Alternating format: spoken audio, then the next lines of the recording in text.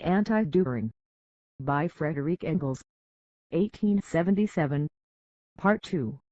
Political Economy. 3. Theory of Force. Continuation. But let us look a little more closely at this omnipotent force of Herr Dühring's. Crusoe enslaved Friday sword in hand. Where did he get the sword? Even on the imaginary islands of the Robinson Crusoe epic, swords have not, up to now, been known to grow on trees, and Herr Dühring provides no answer to this question.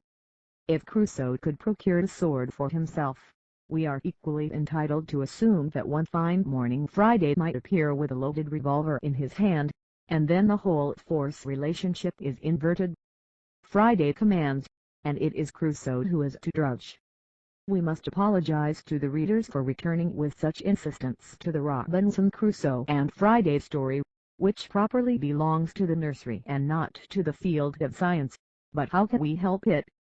We are obliged to apply Herr Dühring's axiomatic method conscientiously, and it is not our fault if in doing so we have to keep all the time within the field of pure childishness. So, then, the revolver triumphs over the sword, and this will probably make even the most childish axiomatician comprehend that force is no mere act of the will, but requires the existence of very real preliminary conditions before it can come into operation, namely, instruments, the more perfect of which gets the better of the less perfect.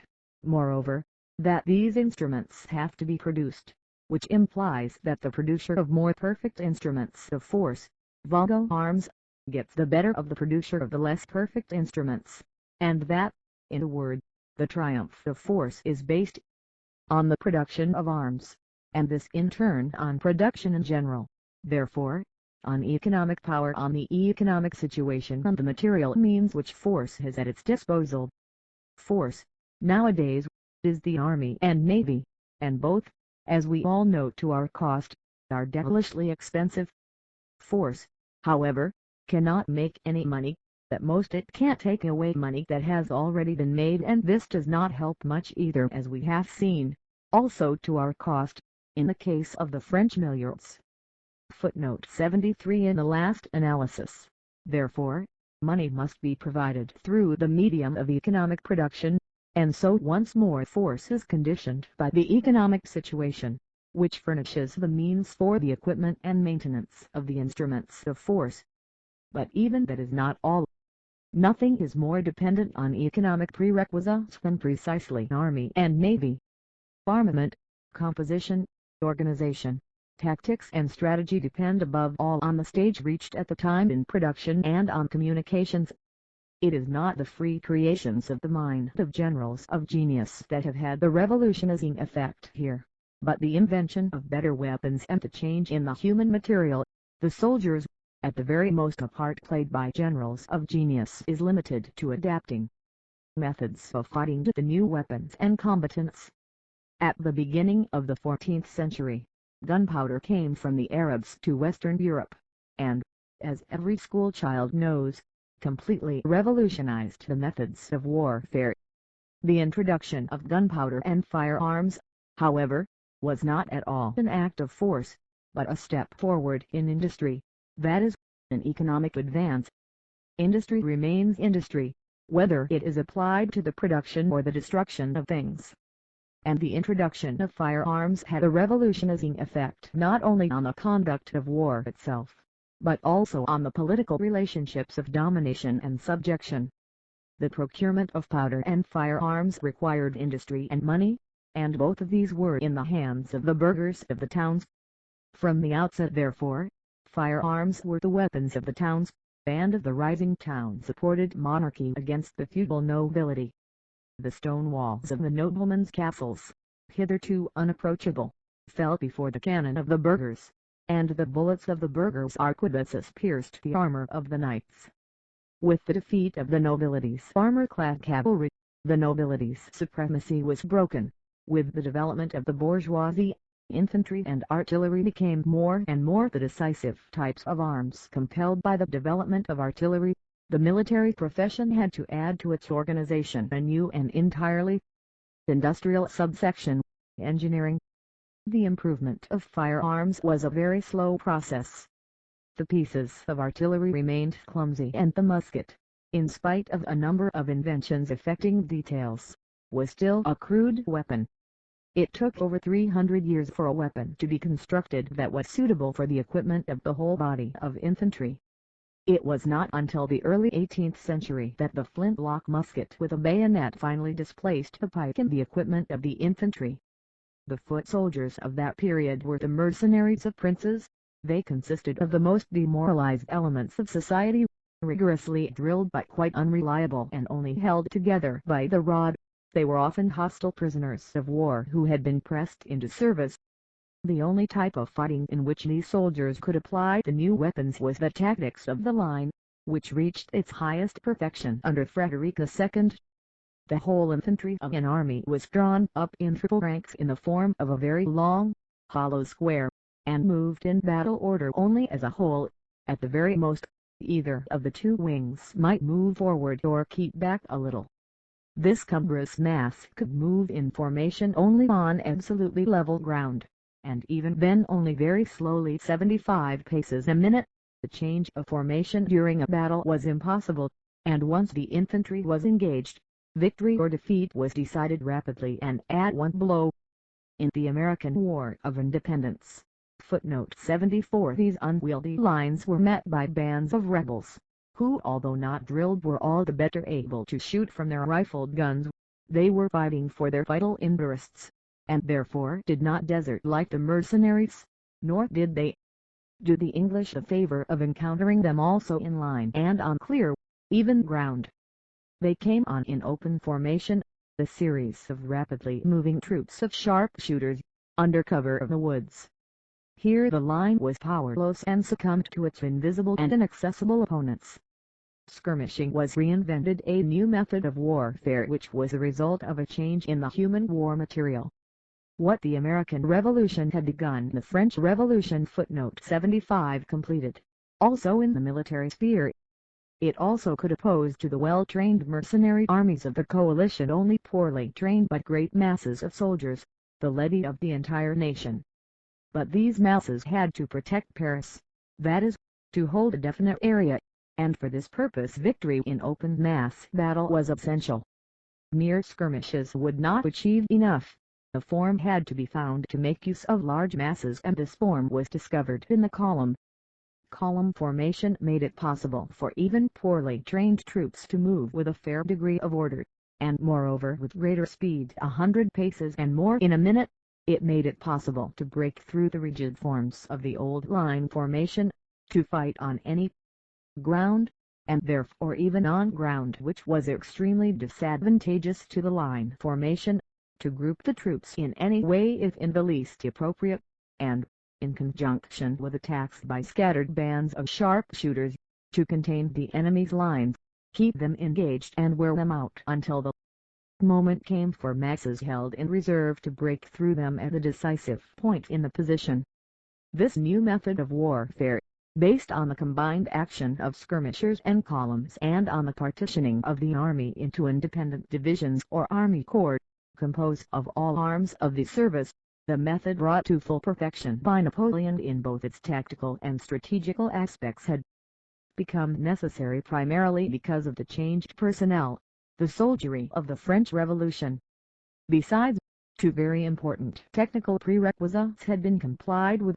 First, the lighter carriages for field guns constructed by Gribeauval, which alone made possible the more rapid movement now required of them, and secondly, the slanting of the butt, which had hitherto been quite straight, continuing the line of the barrel. Introduced in France in 1777, it was copied from hunting weapons and made it possible to shoot at a particular individual without necessarily missing him.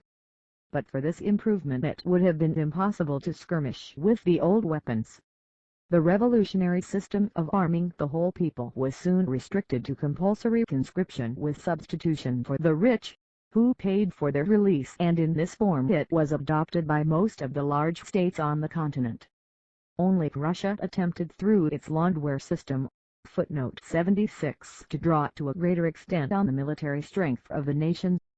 Prussia was also the first state to equip its whole infantry after the rifled muzzle-loader, which had been improved between 1830 and 1860 and found fit for use in war, had played a brief role with the most up-to-date weapon, the rifled breech-loader. Its successes in 1866 were due to these two innovations. Footnote 77 The Franco-German War was the first in which two armies faced each other both equipped with breech-loading rifles, and moreover both fundamentally in the same tactical formations as in the time of the old smoothbore flintlocks. The only difference was that the Prussians had introduced the company column formation in an attempt to find a form of fighting which was better adapted to the new type of arms. But when, at St. Privat on August 18, footnote 78 the Prussian Guard tried to apply the company column formation seriously, the 5 regiments which were chiefly engaged lost in less than 2 hours more than a third of their strength, 176 officers and 5,114 men. From that time on the company column, too, was condemned as a battle formation, no less than the battalion column and the line.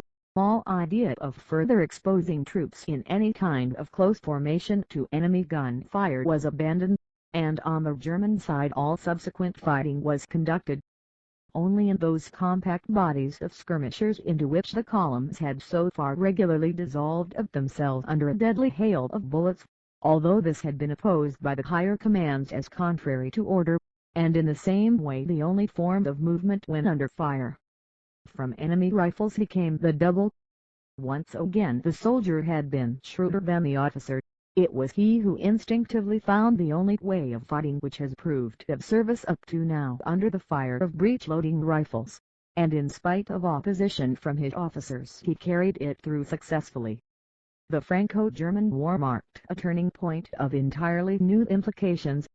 In the first place the weapons used have reached such a stage of perfection that further progress which would have any revolutionizing influence is no longer possible. Once armies have guns which can hit a battalion at any range at which it can be distinguished, and rifles which are equally effective for hitting individual men, while loading them takes less time than aiming, then all further improvements are of minor importance for field warfare. The era of evolution is therefore, in essentials, closed in this direction. And secondly, this war has compelled all continental powers to introduce in a stricter form the Prussian Landwehr system, and with it a military burden which must bring them to ruin within a few years.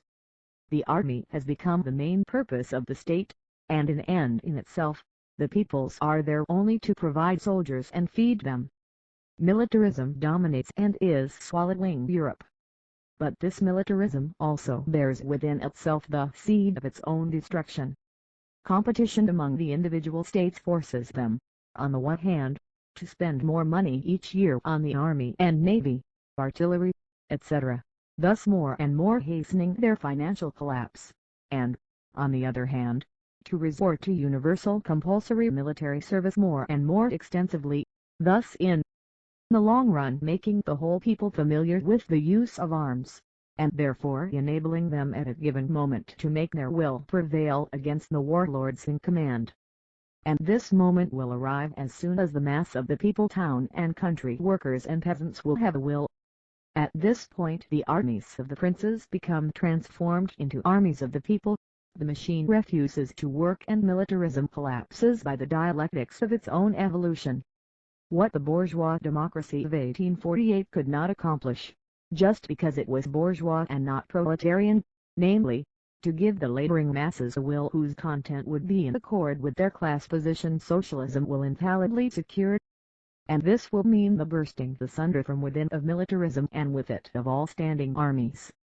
That is the first moral of our history of modern infantry. The second moral, which brings us back again to Herr Dühring, is that the whole organization and method of warfare of the armies, and along with these victory or defeat, prove to be dependent on material, that is, economic conditions, on the human material and the armaments, and therefore on the quality and quantity of the population and on technical development. Only a hunting people like the Americans could rediscover skirmishing tactics, and they were hunters as a result of purely economic causes.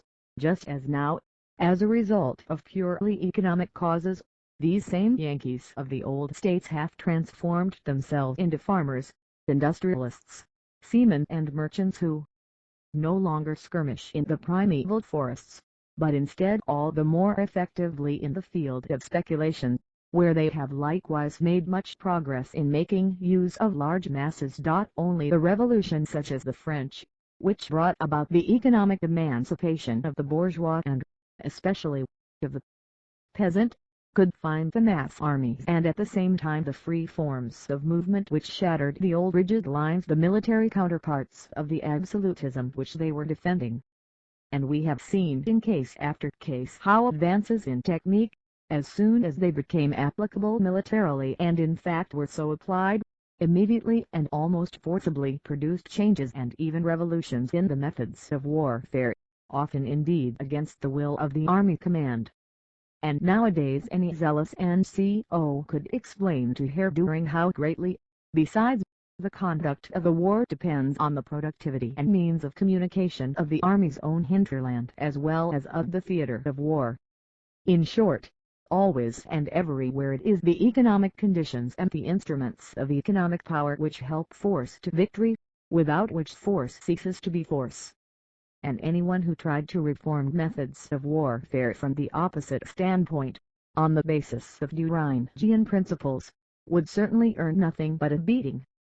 Engels note 4. If we pass now from land to sea, we find that in the last 20 years alone an even more complete revolution has taken place there. The warship of the Crimean War 79 was the wooden 2 and 3 decker of 60 to 100 guns. This was still mainly propelled by sail, with only a low-powered auxiliary steam engine.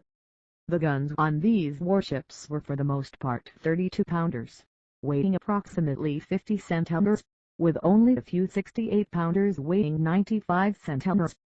Towards the end of the war, ironclad floating batteries made their appearance.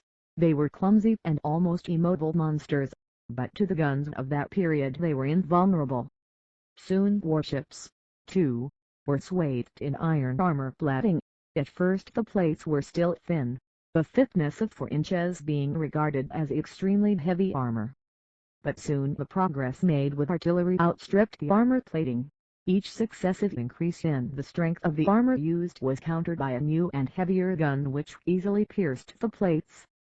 In this way we have already reached armor plating 10, 12, 14 and 24 inches thick. Italy proposes to have a ship built with plates 3 feet thick on the one hand, and on the other, rifled guns of 25, 35, 80 and even 100 tons at 20 centimeters in weight, which can hurl projectiles weighing 300, 400, 1,700 and up to 2,000 pounds to distances which were never dreamed of before.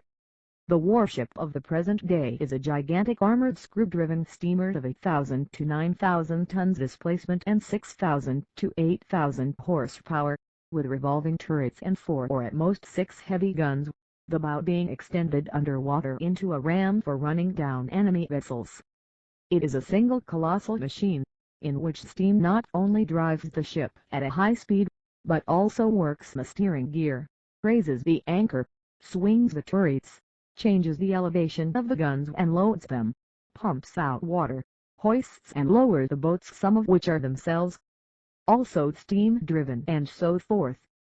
And the rivalry between armor plating and the firepower of guns is so far from being at an end that nowadays the ship is almost always not up to requirements, already out of date, before it is launched. The modern warship is not only a product, but at the same time a specimen of modern large-scale industry, a floating factory producing mainly, to be sure, a lavish waste of money. The country in which large-scale industry is most highly developed has almost a monopoly of the construction of these ships. All Turkish, almost all Russian and most German armored vessels have been built in England. Armor plates that are at all serviceable are hardly made outside of Sheffield. Of the 3 steel works in Europe which alone are able to make the heaviest guns, 2 Woolwich and Elswick are in England, and the 3rd Krupp 80 in Germany. In this sphere it is most palpably evident that the direct political force which, according to Herr Dühring, is the decisive cause of the economic situation. DKG 231 is on the contrary completely subordinate to the economic situation, that not only the construction but also the operation of the marine instrument of force, the warship, has itself become a branch of modern large-scale industry, and that this is so distresses no one more than force itself, that is, the state, which has now to pay for one ship as much as a whole small fleet used to cost, which has to resign itself to seeing these expensive vessels become obsolete, and therefore worthless, even before they slide into the water, and which must certainly be just as disgusted as Herr Dühring that the man of the economic situation, the engineer, is now of far greater importance on board than the man of direct force, the captain.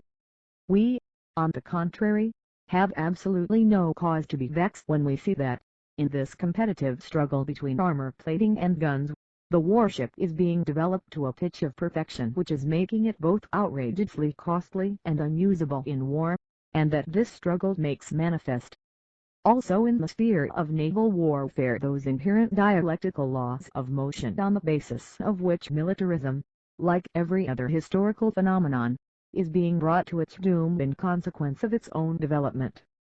Here, too, therefore we see absolutely clearly that it is not by any means true that the primary must be sought in direct political force and not in any indirect economic power.